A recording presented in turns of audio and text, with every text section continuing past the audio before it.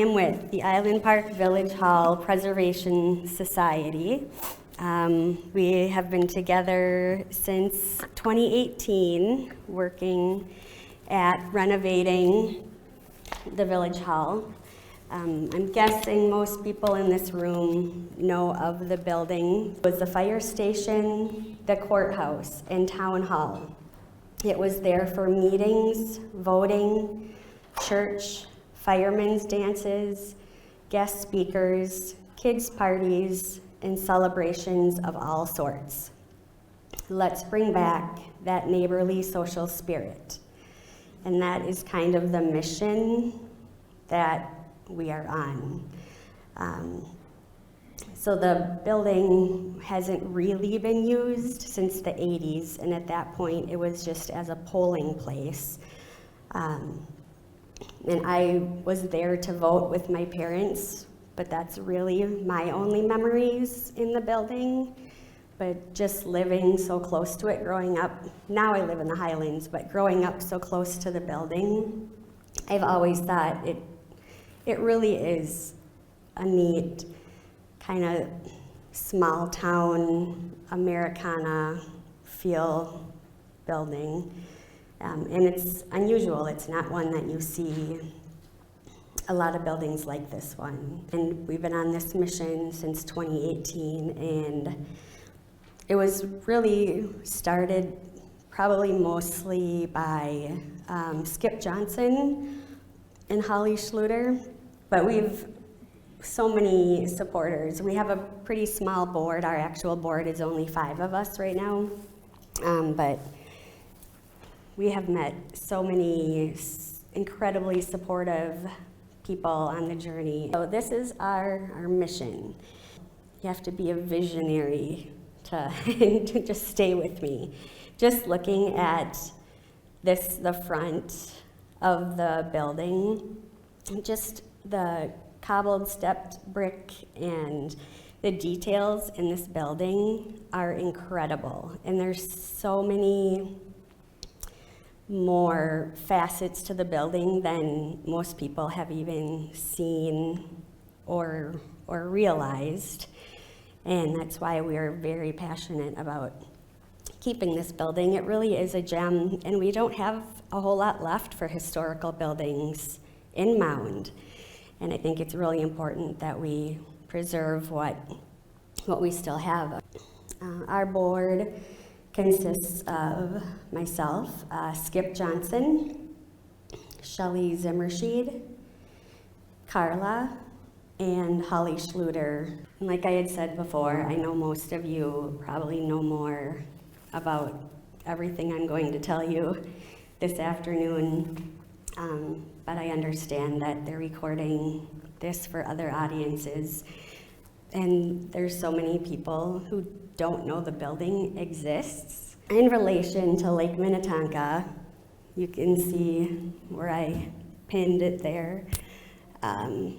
So just kind of southeast of downtown Mound, if we have a downtown. Then if we zoom in relation to Mound, again, you can see downtown. So, but on this one, all right, Brad, I am going to use your pointer, or try. Okay, if Mound is here, our one big intersection of our big city, and then this here we have Phelps Island. This was the earliest picture I could find of the building new. And in this picture, it was a black and white picture, but I spent so many hours searching for a photo of when the building was new, just searching online in different archives. I, of course, checked with Wisconsin Historical Society. I just wanted a picture of it new. And one Saturday, probably about 400 hours into the whole National Historic Register process, 38 pages into the paper that I was writing, I found this picture at the Minnesota Historical Society, and people standing around me thought I won the lottery. This is what we're working towards. It's more like this. So this would be a before and after. The before picture, that's the same one that I showed you earlier, right here, with all the lovely barrels and scrap wood. We had a local artist, Mary Ostrzeski. She did a painting of kind of what the building could look like. And she made that picture without input from us. The building will always be white. We want it to remain true to the original building. We have very limited space for any soft ground landscaping, but she did a great job with what we could do with the little space that we have. And we may have to add a little more as far as looking at runoff, watershed, but parking is also, you gotta kind of balance them out. And we would like to put a patio, in this picture, I guess it would be on the west side, kind of towards Killer Hill. That could be a patio with some white lights, and so hopefully we could add some green out there. Here we are back at the beginning, when they were first framing it up, and I'm going to leave you here at the beginning while I want to talk a little bit about the history of the building and the area. In doing the research for the National Historic Register paper, I was surprised at the building has significance on local level, Lake Minnetonka level, Minnesota, state level, and also federal, actually, being it was built by the WPA. That's pretty neat, because not all of the WPA projects are still standing, and ours is, and is in great condition. It was a national social program that made the building possible. It was built by the WPA, or Works Progress Administration. That was part of Franklin Delano Roosevelt's New Deal. And it was a very controversial program in its time, but we have so many roads, bridges, schools, buildings that were all built out of that WPA program. And that is also a reason that the details of this building are so incredible. I can't imagine when you're looking to employ that many people, you're just looking to give them jobs so they can feed their families, and to do such mass projects, but then to take like this example and make it so ornate and so detailed. The craftsmanship that was used is really pretty amazing. Village of Island Park. Island Park was the name of the village. That formed in 1924, but it was just governed from meetings in people's homes. They would just take turns meeting in different homes until 1936, when the village hall was built. And having the village hall really changed life for people in the area and the island, having this place for official business, like governing Island Park. But also, the more people we talk with, the more we hear about the social memories. This one always grabs me because as we talk about this building, it was really ahead of its time with the methods and the craftsmanship that was used and the way they formed it with boards, and then poured the concrete to make each wall one solid structure.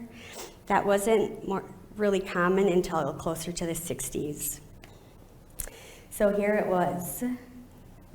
Wasn't painted yet, but when you look at this building, it looks like shiplap.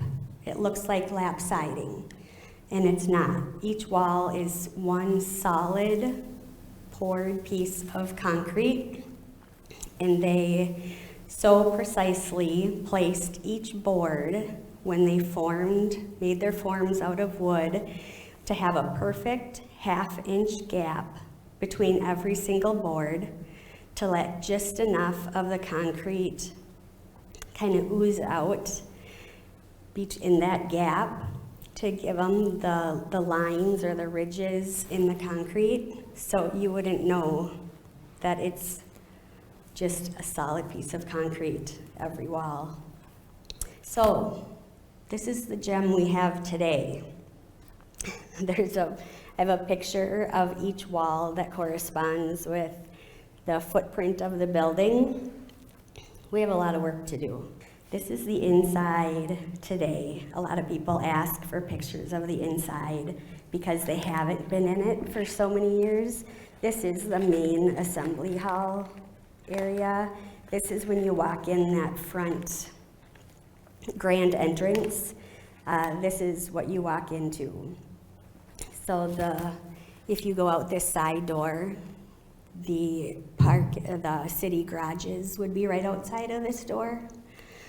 And it's hard to kind of, really get the feel for what it would look like because all the windows have been broken out, so they all have plywood over them. So it's another, I'm not sure why this caught my eye, but as I was saying, being a WPA project, and when you're trying to do so many projects and provide so many jobs, I think that's incredible, the detailing that they did, and you can see here, so it's tongue and groove planks here.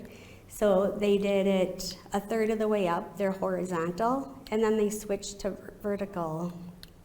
And this isn't probably the best example because the windows are in the way, but they did that around the building where they switched from horizontal to vertical, and just, it really gives it a neat look, and that's something that it seems to me that they would have, a detail that they would have skipped. This is upstairs. This would be the judges' chambers, and I talked about those three clear story windows on the front of the building, or that looked like they're clear story windows, but they're actually functioning windows in an actual room. They would be behind this piece of plywood. Is looking out, so into that judge's chambers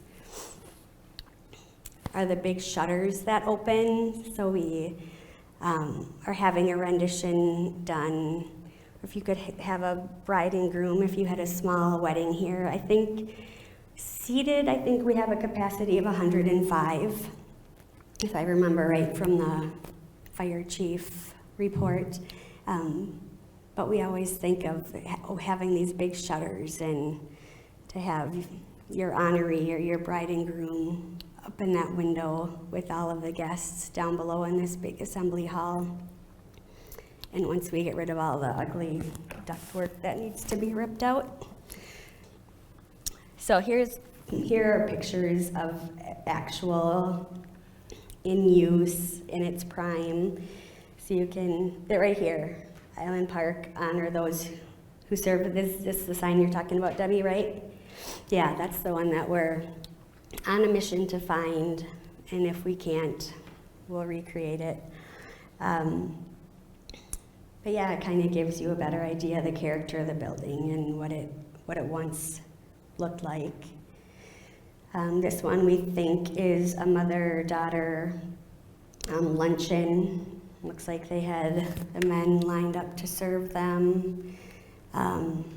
Yeah, just a really neat picture, and that kind of gives you a better idea of having those open trusses and the big kind of cathedral vaulted ceilings. It really is a beautiful building. Here's another one. This one, it looks like all men and boys seated. I wish we had more information about each picture. This is just a close-up of the Mary Ostrzewski painting of it. We have these night lights for sale that Debbie and George had coordinated for us. And even when the night lights aren't on, they're just kind of like a cute snowy scene almost. And then when they're automatically come on when it gets dim. And it's like a perfect black and white photo of the Village Hall. So that's one of our fundraisers. So this was just some names that I knew of, that I was familiar with, that I knew were multi-generational here. But I just wanted to share this with you, because when you look at the last names, so many people can list 5, 6 people for every last name. Thank you for having us here, helping us to share our journey and our mission, and we would love to have, the more people the merrier. If you have feedback for us, if you have questions, ideas, we're open to any of it. A project like this really does take a lot of people, so we're happy to have anybody join us who has any level of interest. So thank you very much for your time today.